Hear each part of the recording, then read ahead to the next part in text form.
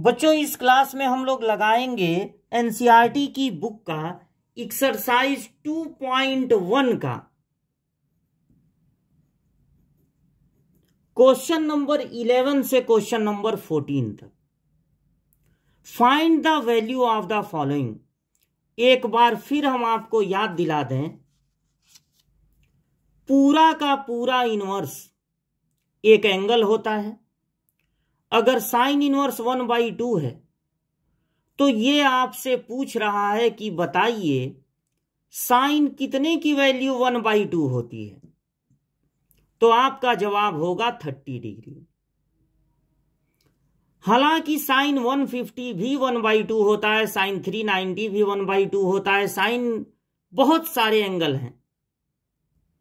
But यहां पर जब हम लोग इनवर्स पढ़ते हैं तो हमें फंक्शन को 1 बनाना होता है, 1/2, जिसके कारण इनवर्स पढ़ते समय कुछ आपको रेंज बताया गया है। आपका जो आंसर है वो उसी रेंज में होना चाहिए।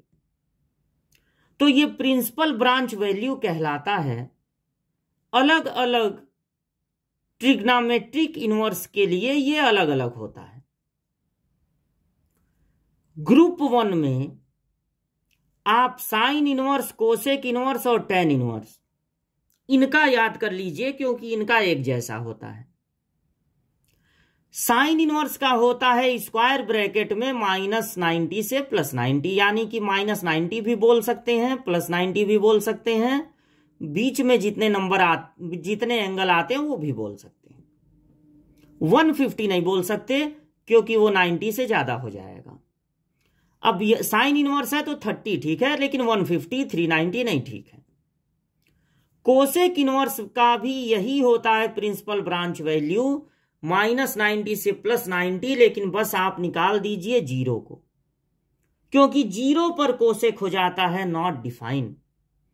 टेन इनवर्स का भी यही होता है, बस -90 और +90 पर आपको लगा देना स्मॉल ब्रैकेट, जो बताएगा कि -90 और +90 एग्जैक्ट नहीं हो सकता ये दोनों, बस इनके बीच में जो एंगल आते हैं वो आप बोल सकते हैं। ये जो फर्स्ट ग्रुप में है उनके साथ ये नंबर जो लिखे हुए हैं, अगर वो माइनस में हैं तो वो नंबर बाहर आ जाते हैं, वो माइनस बाहर आ जाता है, सॉरी वो नंबर है वो माइनस बाहर आ जाता है। दूसरा ग्रुप, दूसरे ग्रुप का प्रिंसिपल ब्रांच वैल्यू, दूसरे ग्रुप में आप रख दीजिए कोसेक कॉस इनवर्स, उसका उल्टा सेक इनवर्स और कॉट इनवर्स। इनका जो प्रिंसिपल ब्रांच वैल्यू होता है वो घूमता है 0 180 में। स्क्वायर ब्रैकेट लगा दीजिए, यानी 0 भी हो सकता है, 180 भी हो सकता है, और बीच में जितने एंगल आ रहे हैं वो भी हो सकते हैं। कॉस इनवर्स है तब। बिल्कुल यही सेक इनवर्स का भी होता है, बस 0 और 180 के बीचों बीच में, ठीक बीच में जो 90 आता है वो नहीं हो सकता, क्योंकि आप हाई स्कूल में याद किए थे कि सेक 90 हो जाता है नॉट डिफाइन, तो 90 नहीं बोल सकते हैं। बाकी जितने एंगल इस रेंज में है वो सब आपके आंसर में हो सकता है। कॉट इनवर्स, अगर आप यहां पर स्मॉल ब्रैकेट लगा दें, मतलब कि 0 नहीं हो सकता, 180 नहीं हो सकता, बीच में जितने एंगल आ रहे हैं वो हो सकते हैं, तो ये इसका होता है प्रिंसिपल ब्रांच वैल्यू। ये जो सेकंड ग्रुप में है उनके साथ जो नंबर लिखे हैं, अगर वो माइनस में हैं तो वो माइनस भी बाहर निकल आते हैं, लेकिन पहले लगाना पड़ता है पाई। तो ये फार्मूले आप याद कर लिए। अगर उसके बाद जो कि प्रिंसिपल ब्रांच वैल्यू का है, तो आप अब बताइए कि tan inverse 1 cos inverse -1/2 plus sign inverse -1/2 की वैल्यू क्या होगी। सबसे पहले आपको क्या करना है, किसी भी इनवर्स के साथ माइनस ना रहे ऐसी कसम खा लीजिए। इस पूरे क्वेश्चन को सॉल्व करते समय किसका प्रिंसिपल ब्रांच वैल्यू क्या होता है इसकी भी आपको कोई जरूरत पड़ने वाली नहीं है, अगर आप माइनस को बाहर निकाल दिया करें। तो देखिए बोर्ड एग्जाम में आप सबका प्रिंसिपल ब्रांच वैल्यू चाहें तो लिख सकते हैं। आप लिख सकते हैं principal branch value of tan inverse, cos inverse इसमें है और साइन इनवर्स है। मन करे तो अगर स्पेशली इसी में से कोई क्वेश्चन दिया गया रहता, एक ठो बस रहता, तब प्रिंसिपल ब्रांच वैल्यू लिखना जरूरी है। अगर बहुत सारे हैं तो लिख भी सकते हैं और नहीं भी। तो tan इनवर्स का ये फर्स्ट ग्रुप का है, स्मॉल ब्रैकेट में -90 से +90। मन करे लिखिए, ना मन करे ना लिखिए। ये सेकंड ग्रुप का है जिसका होता है स्क्वायर ब्रैकेट में 0 180। ये भी फर्स्ट ग्रुप का है और होता है स्क्वायर ब्रैकेट में -90 से +90। आप इसी इंटरवल में रहेंगे अगर आप ये आदत डाल लें, कसम खा लें कि किसी भी इनवर्स के साथ हम माइनस को नहीं रहने देंगे, तो जो आपको वैल्यू मिलेगी वो जरूर इनके प्रिंसिपल ब्रांच वैल्यू की ही होगी। यहां माइनस नहीं है, लिख दीजिए ऐसे ही। यहां वाला माइनस बाहर निकालिए और जब बाहर निकालेंगे तो आपको लगाना पड़ेगा पाई, क्योंकि ये सेकंड ग्रुप का है। माइनस बाहर निकलेगा तो पाई लग जाएगा प्लस। ये फर्स्ट ग्रुप का है, साइन इनवर्स फर्स्ट ग्रुप का होता है, तो माइनस ऐसे ही बाहर निकल आएगा। पाई लगाने की, पाई लिखने की जरूरत नहीं है। अब tan इनवर्स 1, tan कितने की वैल्यू 1 होती है? 45 की, मतलब π/4। ब्रैकेट भी ओपन करते रहिए, प्लस है तो साइन नहीं बदलेगा। कॉस कितने की वैल्यू 1/2 होती है? 60 डिग्री की। पूरा का पूरा इनवर्स एक एंगल होता है।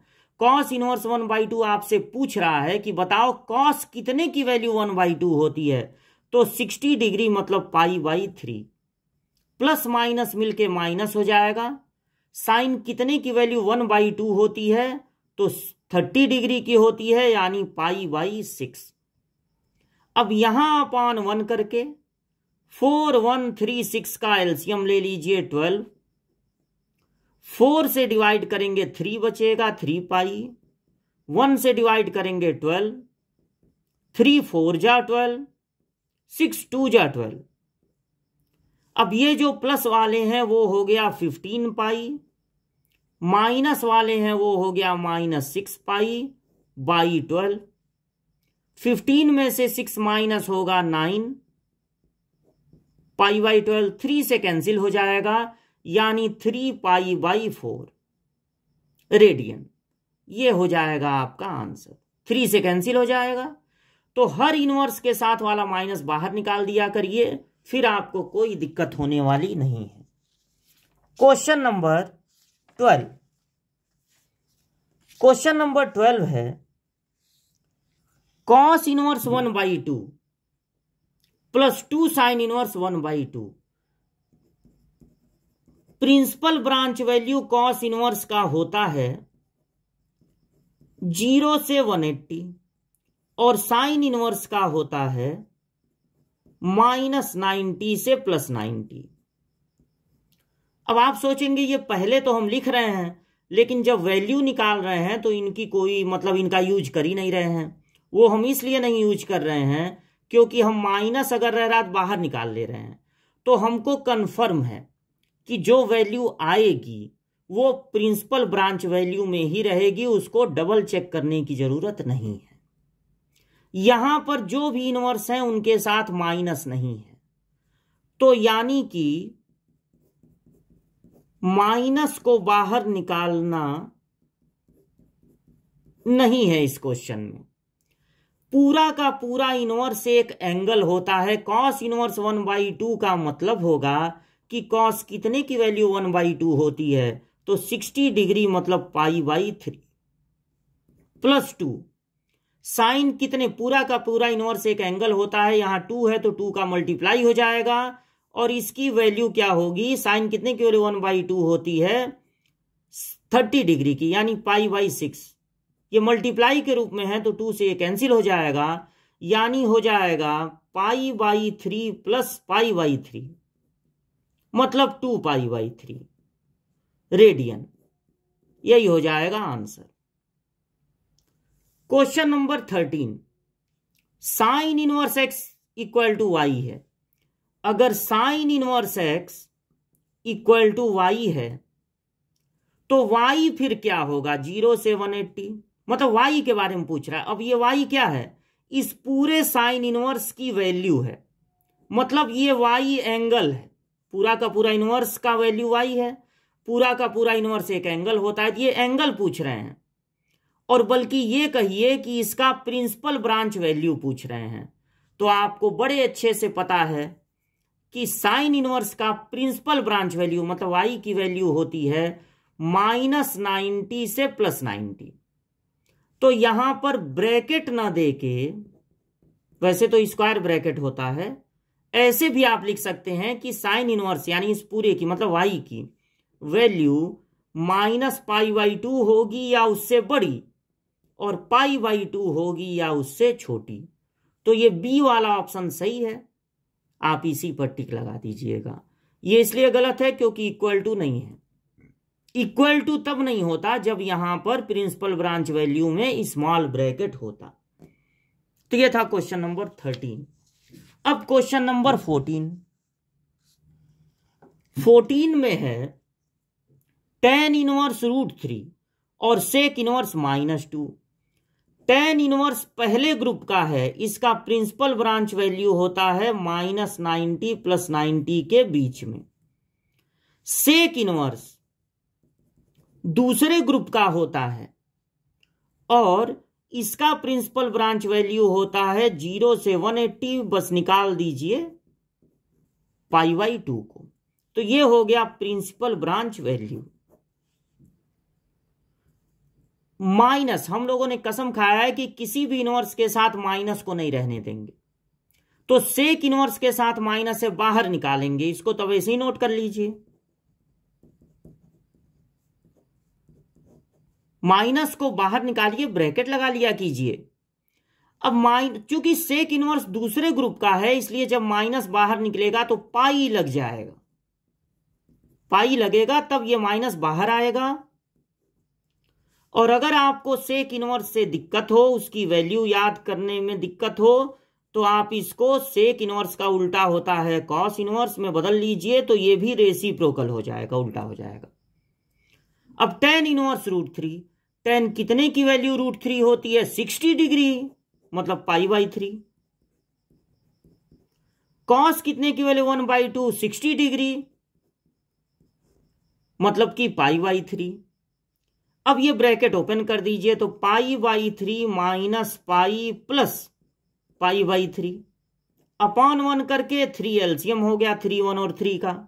तो 3 से डिवाइड किए 1 बचा, 1 से डिवाइड किए 3 बचा, 3 से डिवाइड किए 1 बचा, प्लस वाले हैं पाई और पाई यानी 2 पाई, -3 π/3 यानी -π/3।